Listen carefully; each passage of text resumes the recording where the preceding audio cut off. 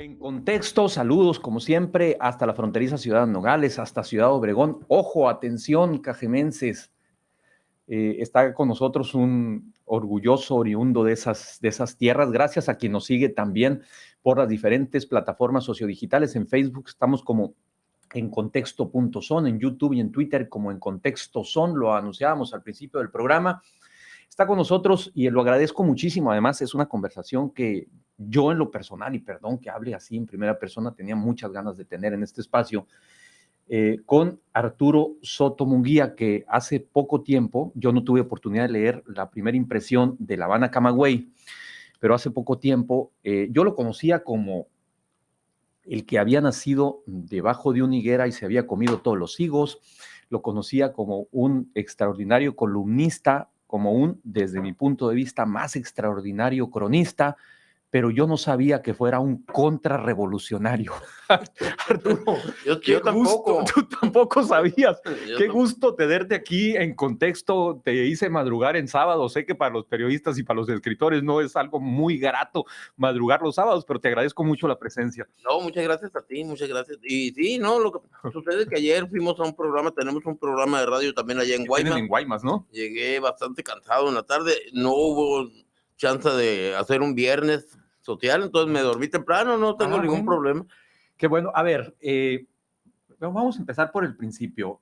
Bueno, yo disfruté muchísimo el libro de crónicas de La Habana Camagüey, del que vamos a hablar ahorita, editado por Mambo Rock. Gran acierto de Carlos Sánchez. Yo pensaba y me acordaba mucho, recordaba mucho al Arturo Soto Munguía de los años 80, aquel Arturo Soto que se formaba de 1980, me refiero, en la Universidad de Sonora, en la licenciatura en Ciencias de la Comunicación, donde parte del equipaje del viaje era el Capital de Marx, un poco el 18 Brumario de Napoleón, ¿por qué no pensar en el folleto Junius de Rosa Luxemburgo, escuchar a Silvio Rodríguez? Y pensaba en ese Arturo Soto que creo, tengo la impresión, puedo estar equivocado, pero que seguía al pie de la letra aquella máxima de Salvador Allende de ser joven y no ser revolucionario resulta hasta una contradicción hasta biológica. Y pienso en ese Arturo con los ojos en la isla, con los ojos en La Habana. Tiempo después, Arturo Soto viaja a La Habana y empieza esta aventura que es una crónica, o son crónicas en negativo. Es un libro que no se presentó, es un libro del cual los lectores nos quedamos sin los libros porque todos fueron a dar a La Habana. Pero entonces vamos por partes, Arturo. ¿Qué llevabas en tu maleta de viaje, más allá de tu ropa y de los enseres propios para acicalarte? ¿Qué llevabas en cuanto a ideas, en cuanto a emociones? ¿Cuánto tiempo tenías pensando en Cuba como un objetivo, en La Habana particularmente, en todo lo que rodeaba y rodea todavía esa isla?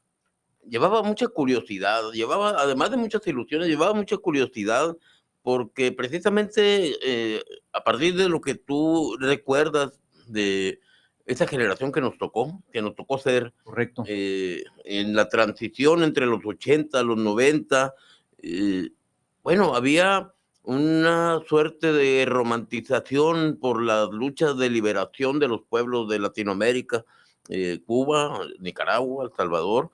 Aquí se organizaban las marchas de solidaridad con esos pueblos y nosotros estábamos ahí levantando el puño y gritando fuera Yankee de Nueva York. Oye, con esa consigna te voy a interrumpir porque me alcanza el minuto para hacer el corte.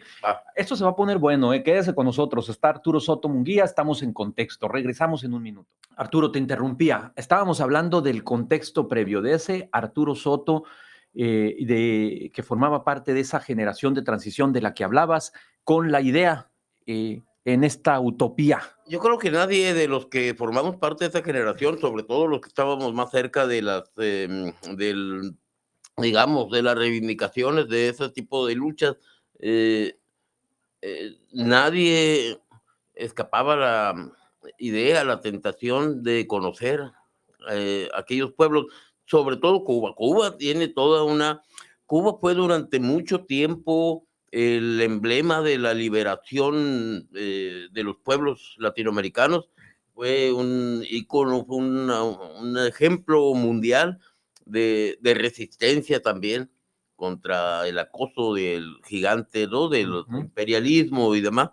Entonces, había ese atractivo adicional para conocer la isla, además de las bellezas propias de Cuba, además de su gente maravillosa también, de su cultura, de su música, de su literatura, ¿por qué no decirlo?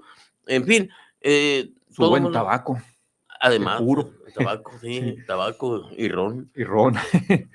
Este, mucha historia, mucha historia. Entonces, yo llevaba muchas ilusiones con eso. Debo admitir que el primer viaje que hice, mm, iba fundamentalmente con esa intención de ¿En qué conocer, año fue? fue en el 2007, El 2007. Y el luego primer el viaje. libro de crónicas sale el 2008, un año En después. 2008, después de un segundo viaje, Después de ¿no? un segundo viaje que vas a una graduación de un sobrino tuyo. El primer viaje. En el primer viaje El te primer fuiste a la viaje graduación. iba a eso, entonces iba con una agenda más Más relajada. relajada. Ibas de Más turista, relajada. pues, Sí, 100%. completamente. Pero cometo el error de no acreditarme como periodista y que es un requisito. Yo no sabía. Entonces, cuando llego al aeropuerto me preguntan, ¿a qué te dedicas? Entre otras cosas. Y yo les digo, pues soy periodista. Yo hubiera podido mentir también y Claro, decir soy sí, otra cosa, ¿no? Pero les digo, soy periodista. No puedes pasar, a ver, ven para acá. Ya me traen, me encierran ahí en un cubículo, me tienen como unas 5 horas detenido, interrogándome. Eh, 5 horas. sí, y yo creo, investigándome, ¿no? Una googleada Claro, mínimo, nos claro. pegaron ahí, pasé la prueba. Pasé la prueba, yo creo que se metieron a consultar algunos textos y dijeron, no, este vato es amigo, ¿no? Y ahí fue cuando me dice el oficial, pásale, ¿no? Disfruta Cuba, nada más amárrate una mano en la pierna, me dice, ¿no? O sea, no escribas, pues. Así es. Cosa que Yo evidentemente. no sabía, yo no Sí, entendí la metáfora, yo, claro. como para qué me voy a amarrar una mano en la pierna, ¿no? Sí. Para que no escribas, Que me no decían. escribas, claro. Oiga, les digo, pero yo soy periodista, o sea, no me puede pedir eso porque yo todavía haciendo la de todos, ¿no? No me puede pedir eso porque yo, ese es mi oficio, pues, ¿no? Bueno, me dice, escribe, pero escribe allá en México, aquí no, Sí, claro. ¿no? Ok, bueno, va, paso, cae en cama Fidel, en ese día, un día antes, cayó en cama, eh, Cuando lo visita Chávez. es cuando lo visita Chávez Hugo Chávez, en el ¿no? hospital, así Sí, es, sí, sí, sí. eh, de hecho, hay una anécdota, hay una crónica en el libro ahí donde aparece Fidel Castro en el hospital, acompañado de Hugo Chávez con un pastel, Sí. porque era cumpleaños de Fidel. En esos días también es cumpleaños de Fidel, motivo por el cual hubo un festival en La Habana, que viene una crónica en el Viene en libro la también. crónica. Hasta el buen Amaury estuvo ahí en ese festival, Sí, ¿no? No, sí, sí, sí, sí, no, hubo varias estrellas. figuras. Bueno, entonces, se canceló por la enfermedad del comandante, se canceló la graduación a la que yo iba. Entonces, pues, me dediqué a recorrer La Habana, ¿no? ¿Cuántos días estuviste ahí? Estuvo como 8 días, 9 días, un poquito. eh, Y en ese recorrido fuiste juntando las historias que vemos ahí, que encontramos acá en el libro de La Habana a Camagüey. claro, porque, por ejemplo, viene una entrevista ahí con don Carlos Gil, que es un teniente coronel del ejército, miembro del Partido Comunista, un hombre forjado en la revolución, que ya acaba de fallecer, por cierto, me notificaron, hace un par de años falleció, y yo lo entrevisté, es al único que le metí la grabadora para entrevistarlo. Eh, el resto son testimonios y recogidos en pláticas informales ahí con gente de Cuba. Yo estaba feliz, la pasé muy bien en Cuba, el primer viaje.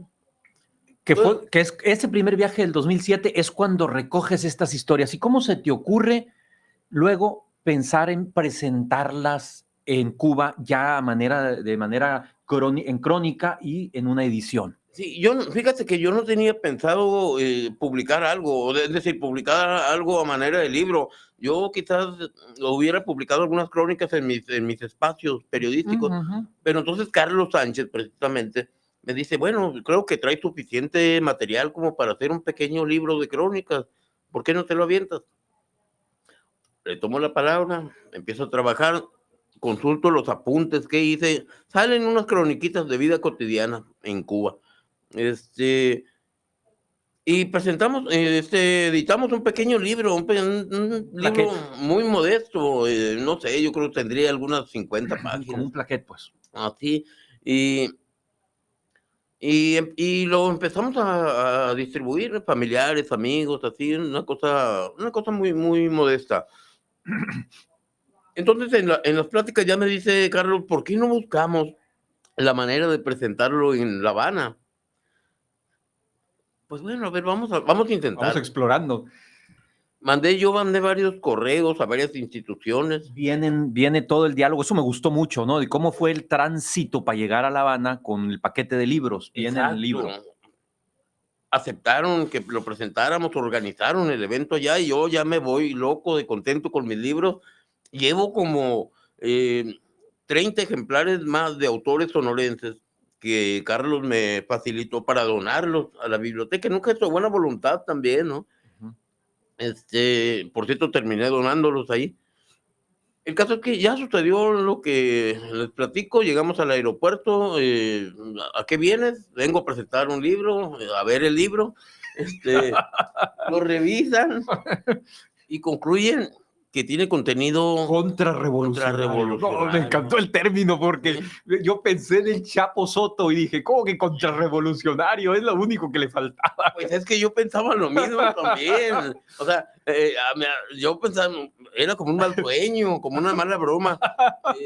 Esa vez me tuvieron detenido en el aeropuerto también, como unas 6 horas. Es donde detectas a aquella agente aduanal de pelo corto y de falda larga, Al que revés, desde tu lógica debería de tener el al pelo largo y la falda más más corta, ¿no? corta, sí, así es.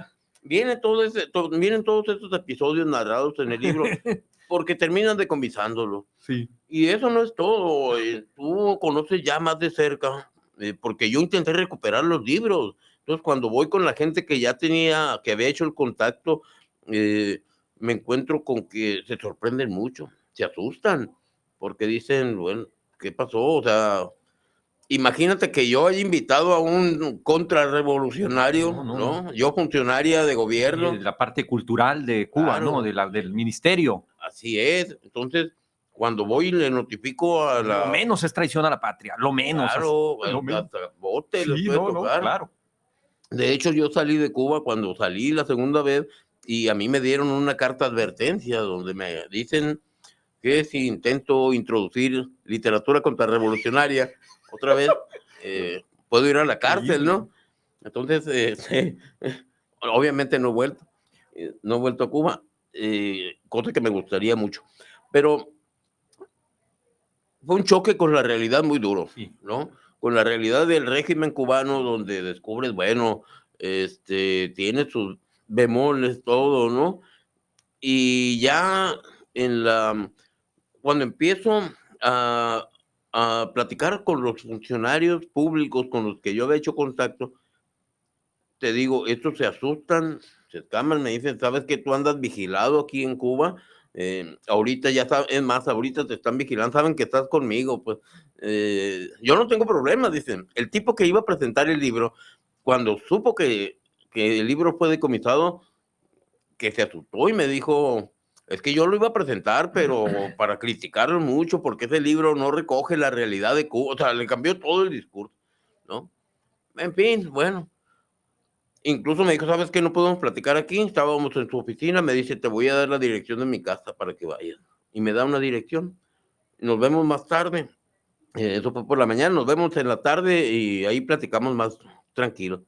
Y ya fui a buscarlo y no existía la dirección, ¿no? O sea, Y ya perdiste comunicación con él por perdí completo. contacto. A la otra muchacha, la de la biblioteca, Daisy, cuando fui a buscarla el otro día, me dicen, No está. salió de vacaciones.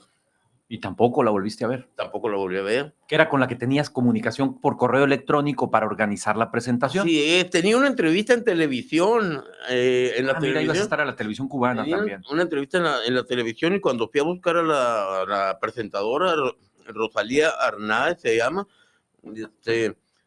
pues al principio hablé con ella por teléfono y me dice, oye, qué bien que ya estás aquí, qué bueno, mira, mañana vente para la entrevista y bla, bla. Entonces le digo, ¿sabes qué? Decomisaron el libro. Y ¿qué pasó? ¿Pero qué pasó? ¿Cómo? ¿Por qué? Pues ya le platiqué. Entonces otro día fui a buscarla, o sea, le hablé por teléfono, no, ya no me contestó el teléfono. Fui a buscarla a la televisión, no me dejaron pasar. Y se acabó, adiós presentación, adiós entrevista, adiós todo, ¿no? Muy bien, son las 9 de la mañana con 30 minutos, Arturo. Vamos a hacer una siguiente pausa, la pausa de la media hora, y vamos a regresar para cerrar esta conversación con el cronista, con el escritor y periodista Arturo Soto Munguía. Volvemos. Autor de La Habana a Camagüey. Te manda saludar Evi Soto. Evi Soto. Nuestra amiga Evi Soto. Saludos, Evi, qué gusto que nos estés sintonizando. Arturo, ¿qué fue lo que a tu juicio hizo pensar a los agentes aduanales que tu libro era antirrégimen y que te etiquetaran como contrarrevolucionario? ¿Hay alguna crónica que tú consideres, hay alguna estrofa, hay alguna frase, que tú consideres que los llevó a decir, hey, esto no puede pasar? A ver, yo creo que hay varias y no atribuibles a mí. Por ejemplo, hay una cita muy famosa de Fidel Castro que declaró en alguna ocasión, cuando le preguntaron por la prostitución en Cuba, Ujú. en alguna entrevista, refiriéndose a las jineteras, como se conoce Sí. a las prostitutas ahí en Cuba, y Fidel dijo algo así como que eh, tenemos las prostitutas más cultas del mundo, ¿no? Porque Cuba tiene los niveles de educación en Latinoamérica más altos, o al menos en aquellos años los tenía. Entonces, médicas, ingenieras, maestras, se dedicaban a la prostitución porque es donde sacaban un mejor ingreso, ¿no? Y entonces mencionó una frase que era así, tenemos a las... La retomas. La cito, La o sea, citas, pero pues. no es una frase No es mía, tuya, ¿no? claro, es de No, Fidel, pues. no es una frase mía. En realidad, a mí nunca me dijeron exactamente qué fue lo que motivó el decomiso, pero yo no calculo que hay algunos otros pasajes del libro que no les gustaron, ¿no? Obviamente. Mira, yo debo decir que en el primer viaje yo compré un libro de un autor cubano premiado por Casa de las Américas, y es un libro sumamente crítico con el régimen. ¿Lo compraste allá? Ahí lo compré ya. Pues mira, eso sí está contrarrevolucionario. Sí, sí, muy bueno el libro, por cierto. No recuerdo el nombre porque efectivamente llegando aquí alguien me lo pidió, se lo presté. Bye, bye. Ajá, al modo, ¿no?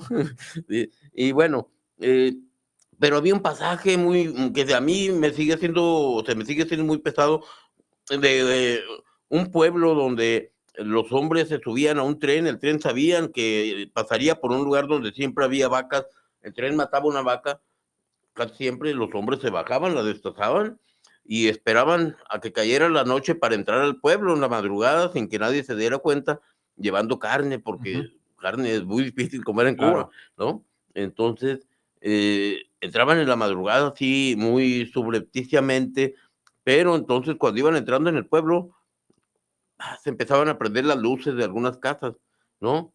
Y esa era una señal de que quienes prendían las luces sabían que ellos eran testigos de un delito, de manera que estaban obligados a darles unos trozos de carne para que no los De denunciaran, manera de ¿no? soborno. Sí, entonces, por ejemplo, este pasaje a mí se me hace muy fuerte Claro. sobre la forma en que se vive, Sobre la realidad. sobre la realidad cubana, pues, ¿no? Oye, Arturo, nos quedan 5 minutitos y no quisiera dejar la oportunidad de preguntarte. Tengo la impresión, cuando leía tu libro, de que eventualmente te sientes revisitado por algunos de los personajes que vienen allí. No sé, pienso, por ejemplo, en el cuate que te encontraste en aquella cantina que era de un tirón y que estaba hablando solo y que quería compañía, Ajá. o pienso en los aduanales.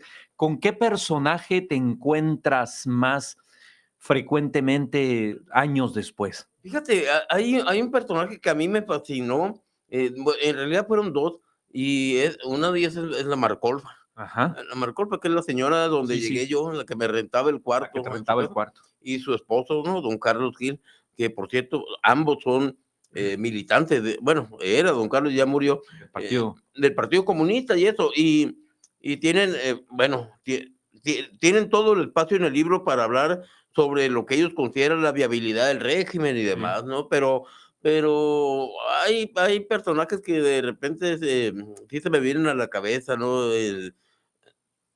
Sobre todo algunos que me encontré por ahí en el festival Claro. antiimperialistas, ¿no? Hay varios. ¿Dónde podemos encontrar de La Habana Camagüey? ¿Dónde está disponible? Mira, por lo pronto yo los tengo, yo los estoy distribuyendo. Les paso mi cuenta de Twitter, ahí me pueden contactar, @chaposoto, no tiene pierde, @chaposoto. Ahí nos contactamos y eso, en lo que vemos cómo lo colocamos en algunas librerías.